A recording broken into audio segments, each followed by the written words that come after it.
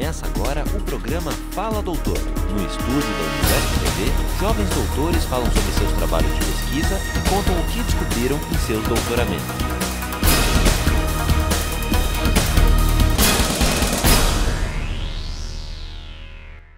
Professor, o título da sua tese é Determinantes da Atratividade de Investimentos Estrangeiros Diretos no Brasil.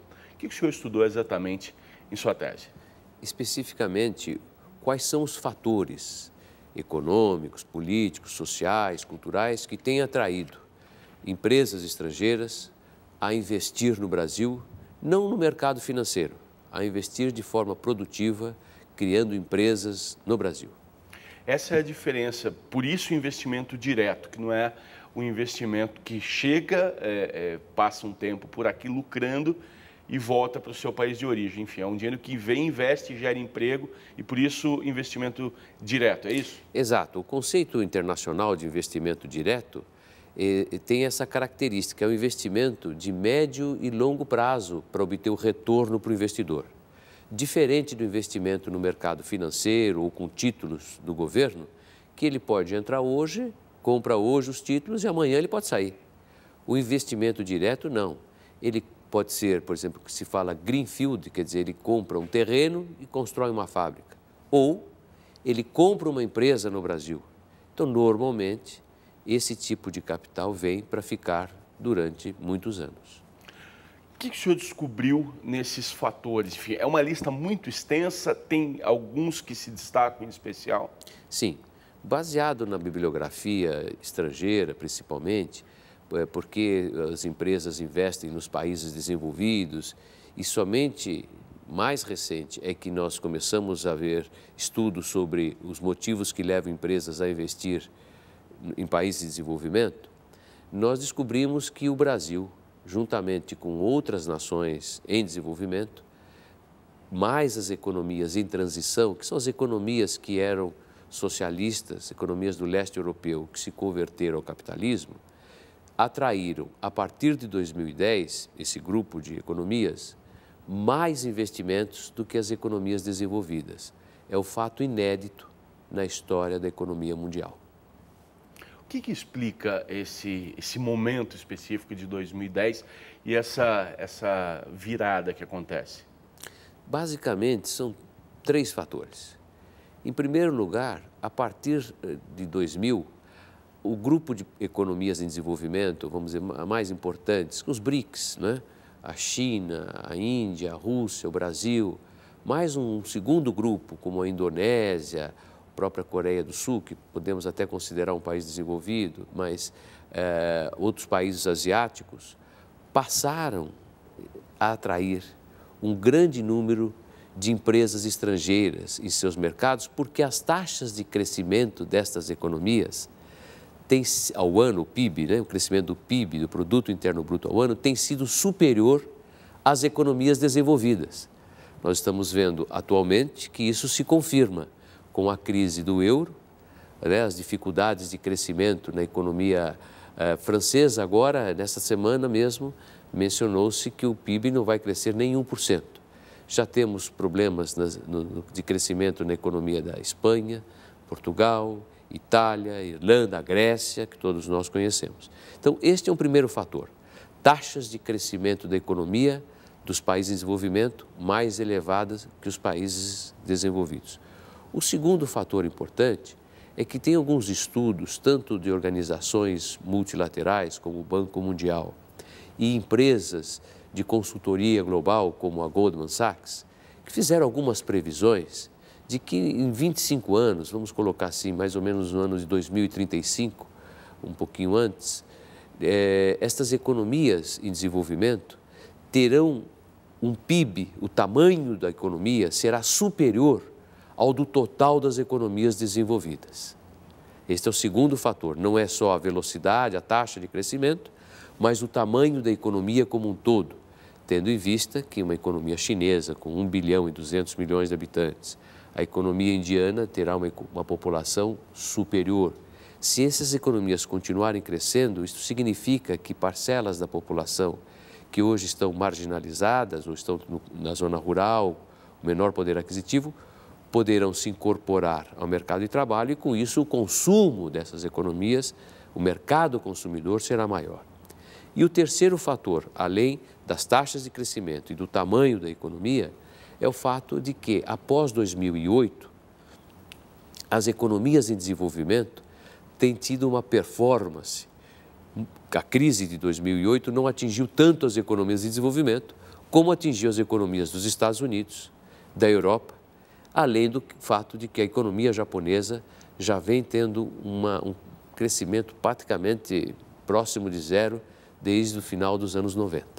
Então, a crise mostrou que as economias em desenvolvimento estão mais saudáveis para enfrentar a crise do que as economias desenvolvidas. O senhor citou o ano de 2008, o ano do início da crise. Qual foi a importância para o Brasil, especialmente, dessa crise que começa em 2008? Como isso na verdade, muda, de alguma maneira, o perfil, a maneira como o Brasil é visto? Sim, principalmente porque, se nós analisarmos os dados estatísticos das organizações internacionais, como a UNCTAD, o próprio BIRD, Banco Mundial, o FMI, até 2007, a economia brasileira estava entre o 5º ao 8º lugar como economia atraente para investimentos estrangeiros, entre o 8º e 5º lugar. Após 2008, nós subimos para o 4º lugar, atrás apenas da China, Índia e Estados Unidos. Em 2010 e 2011, o último estudo que saiu da UNCTAD colocou o Brasil, que a partir de 2012 seria o 3º lugar, perdendo apenas para a China e Estados Unidos. Ou seja, isso mostrou que a economia brasileira tem uma solidez macroeconômica e uma estabilidade política e social bastante significativa quando comparado com as nações desenvolvidas. O capital especulativo, a gente sabe da volatilidade, enfim, um vento diferente em dado ponto do mundo pode fazer com que esse investimento saia de um lugar e corra para outro, enfim, em um clique.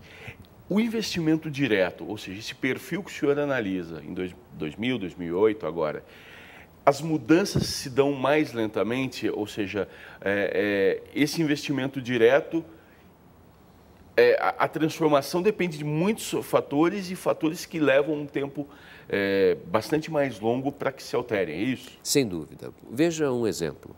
Várias empresas chinesas de automóveis, fabricantes de automóveis, estão investindo no Brasil. Não é porque o mercado chinês não está crescendo. Está crescendo, é um mercado consumidor forte, talvez o maior do mundo hoje em termos de taxas de crescimento.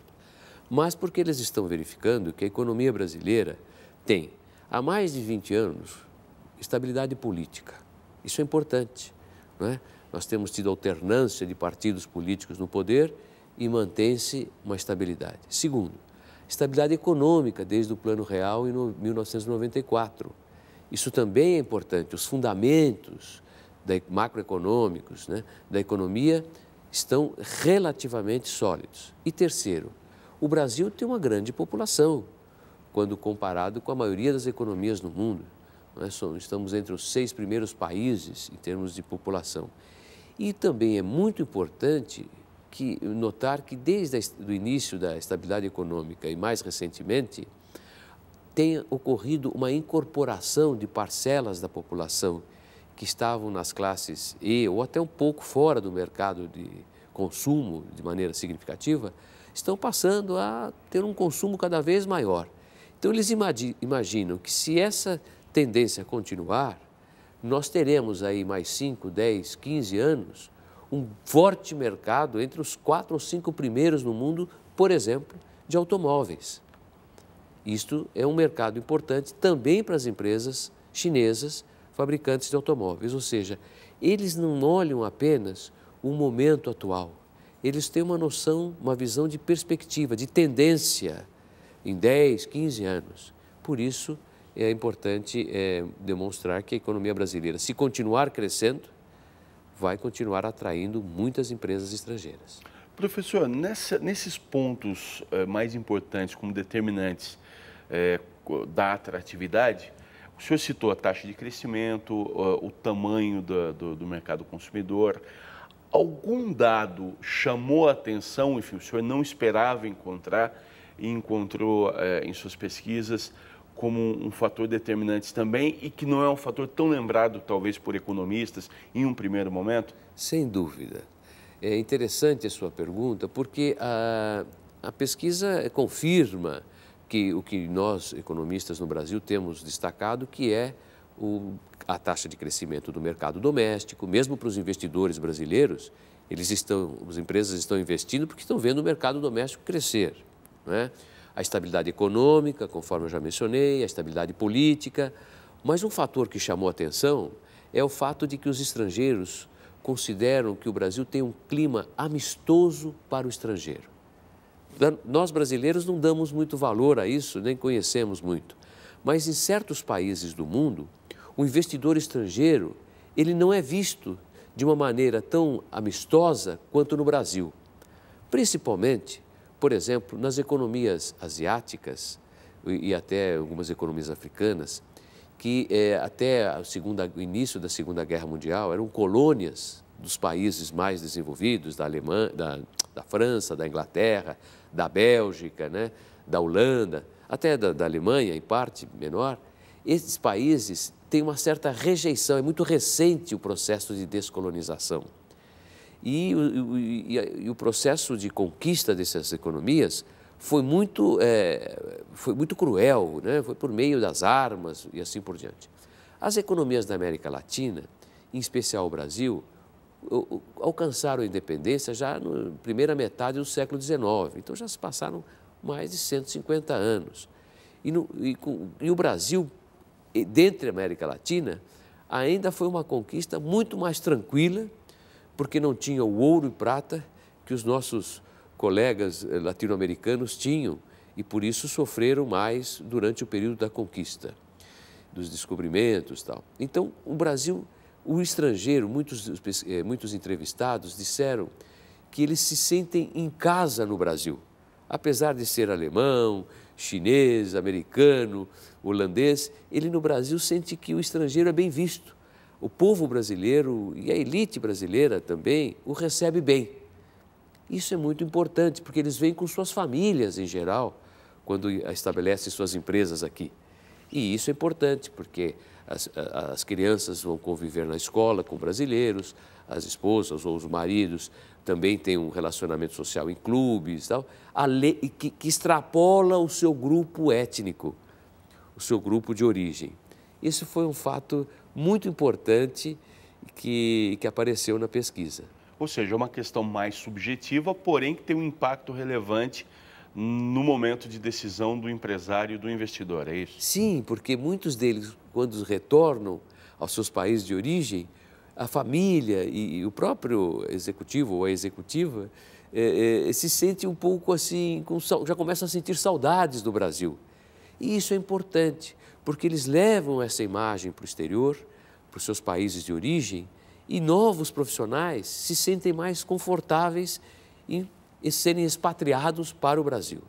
Isso certamente é um diferencial bem claro do investimento especulativo, onde o investidor fica na sua base, no seu país de origem e pode operar à distância.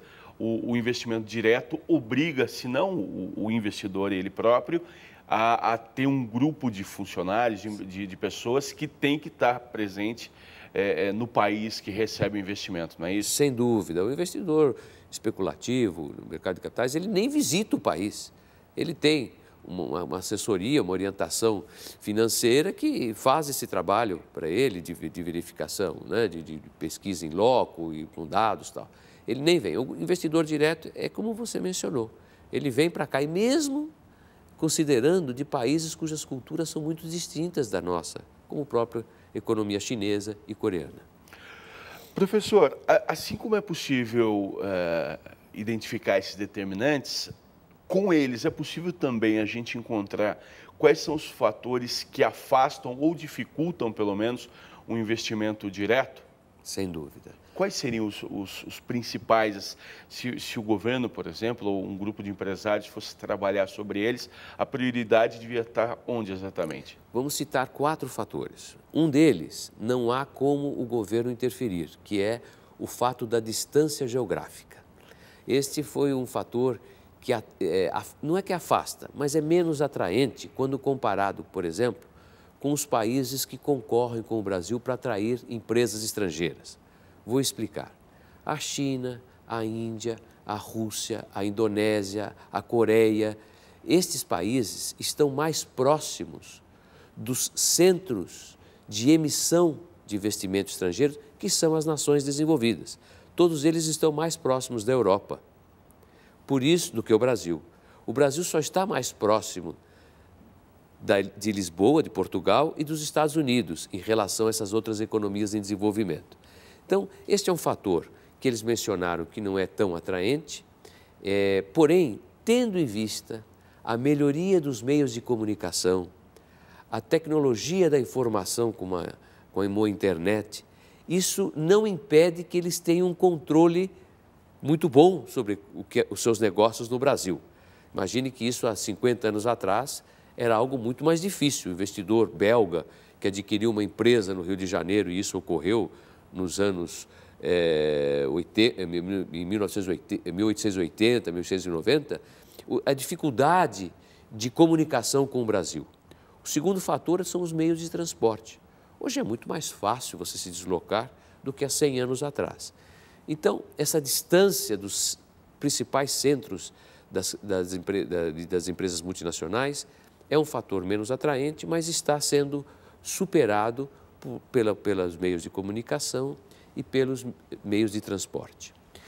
Os outros 3 fatores, estes são diferentes. Nestes, os governos brasileiros, seja o governo federal, estadual e municipal, pode ajudar. Um deles é o custo da mão de obra. Sem dúvida nenhuma, é um fator que, se nós tivermos uma reforma tributária que está sendo postergada por governos e governos, nós poderemos tornar o Brasil mais atraente para investimentos estrangeiros. O segundo é infraestrutura.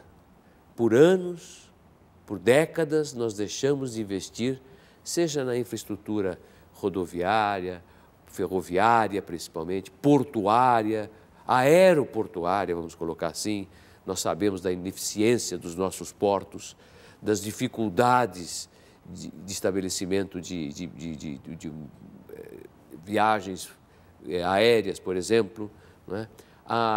Mesmo de telecomunicação no Brasil, banda larga. Quer dizer, essa falta de investimento em infraestrutura é um fator que eles consideram extremamente grave e que não atrai empresas estrangeiras a investir aqui, com exceção daquelas que realizam obras de infraestrutura e fazem a gestão de projetos de infraestrutura. Por exemplo, a recente decisão do governo brasileiro, do governo federal, de dar a concessão de serviços públicos dos aeroportos brasileiros, em alguns aeroportos. Isso atraiu empresas estrangeiras que têm uma competência muito grande na gestão de aeroportos, tendo em vista o grande volume de viagens que ocorrerão, viagens aéreas, movimentação de pessoal e de carga, em função dos eventos internacionais que o Brasil vai sediar 2014, a Copa do Mundo, 2016, as Olimpíadas. Então, este fator da infraestrutura, até ele supera o fator do custo de mão de obra como o mais importante para o investimento estrangeiro. Ambos o governo pode atuar. E o terceiro, que também tem sido postergado e relegado a segundo ou a terceiro plano, é a qualificação da mão de obra. As empresas estrangeiras, principalmente no campo de manufaturados, de serviços, e que querem fazer pesquisa e desenvolvimento no Brasil, se ressentem do baixo nível da qualificação da mão de obra no Brasil, decorrente, em primeiro lugar, do péssimo nível de ensino público no país, principalmente nos 8 primeiros anos. Não falam da universidade. dos 8 primeiros anos.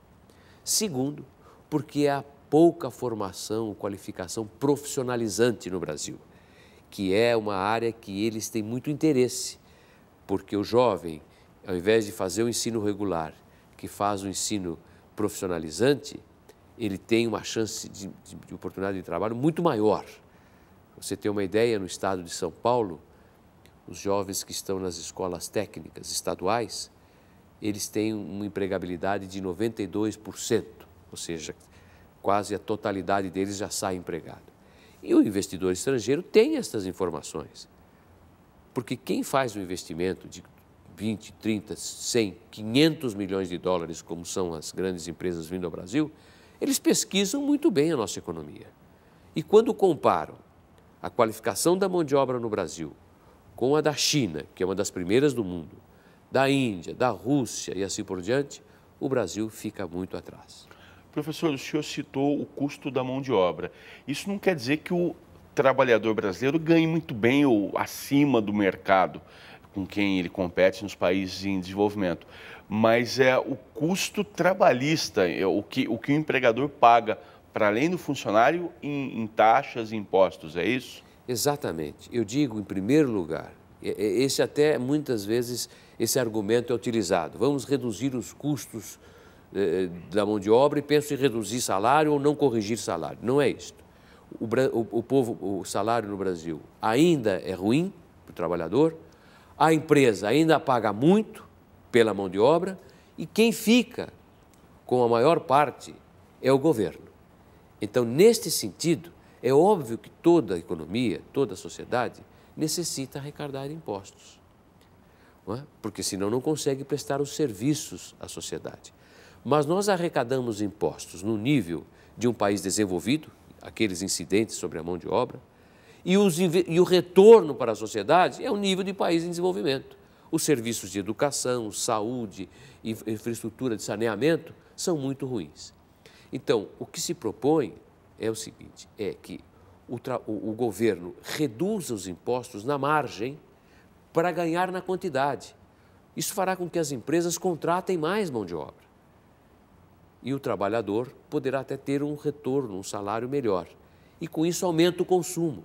Ora, se o mercado consumidor aumenta, seja em número de empregos e no poder aquisitivo do trabalhador, este é o segundo fator de atratividade da economia brasileira para o investidor estrangeiro. O tamanho do mercado cresce. Esses determinantes, eles podem variar um pouco em determinadas regiões do país e, através do estudo do senhor, é possível identificar essas nuances ou, de maneira geral, claro, guardadas algumas particularidades e regiões, esses determinantes valem em determinada medida para todo o Brasil? Então, depende do motivo principal do investidor estrangeiro. Se ele tiver interessado, por exemplo, se for um grupo hoteleiro, né, que está interessado no turismo de negócios, certamente a região sudeste concentra a maior parte dos investidores estrangeiros, dos investimentos estrangeiros. Se ele estiver interessado em investir, por exemplo, em recursos naturais estratégicos, como o petróleo, o pré-sal hoje atrai grandes investimentos. Se for empresas de manufaturados, indústrias especificamente, bens de consumo, o centro, eu diria o sudeste e o sul, têm atraído mais de 50% desses investimentos. Por quê? Porque eles precisam de mão de obra qualificada. O mercado consumidor mais forte está no sudeste e sul do que no centro-oeste, ou nordeste ou norte, não é?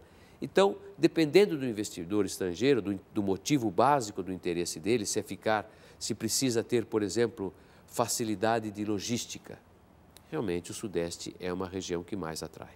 Então, eu diria que hoje, tendo em vista as assimetrias, as disparidades de infraestrutura, de qualificação de mão de obra no Brasil, o Sudeste hoje e o Sul estão atraindo. São duas regiões que atraem a maior parte dos investidores estrangeiros. Para finalizar, eu queria perguntar como o trabalho do senhor contribui para a área, para a economia especificamente, para a ciência do Brasil de maneira geral.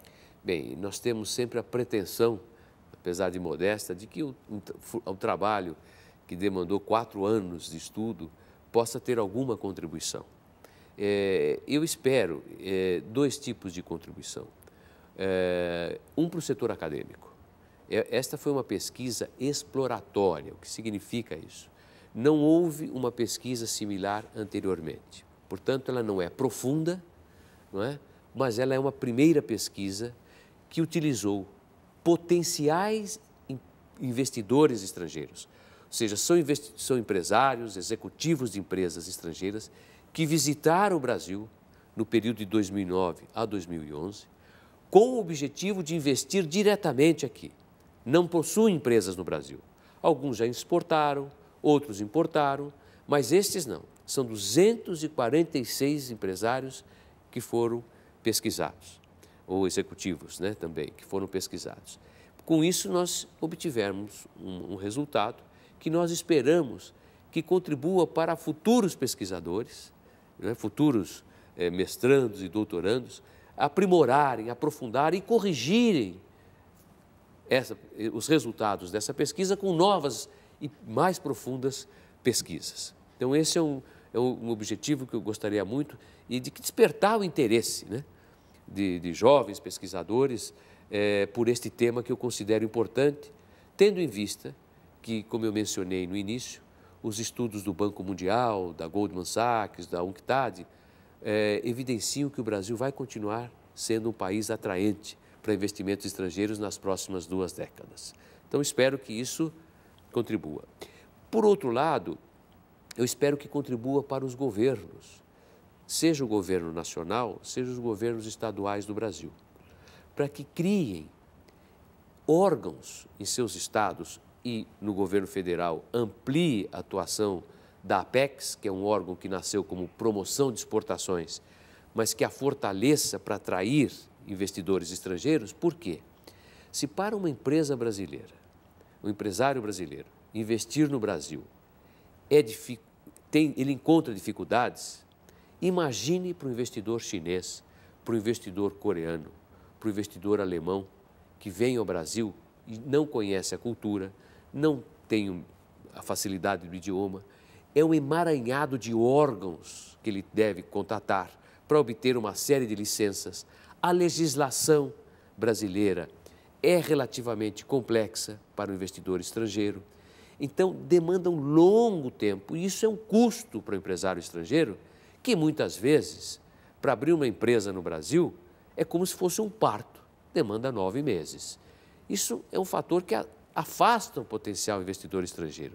Então, o que eu espero com essa minha pesquisa é demonstrar que há um grande interesse dos estrangeiros em investir no Brasil. Quais são os fatores que eles consideram atraentes? Um deles, que eu não mencionei, é a burocracia, é um dos menos atraentes, não é? Não é mais importante que a qualificação de mão de obra, que a infraestrutura, mas ele também dificulta. Então, criem organizações que sirvam como se fosse um poupa-tempo para o investidor estrangeiro, facilitando e atraindo e agilizando o investimento no Brasil, porque isso beneficia a todos nós. Muito obrigado. Eu que agradeço essa oportunidade. Obrigado. Termina agora o programa Fala Doutor, produção da Univesp TV, canal da Universidade Federal do Estado de São Paulo.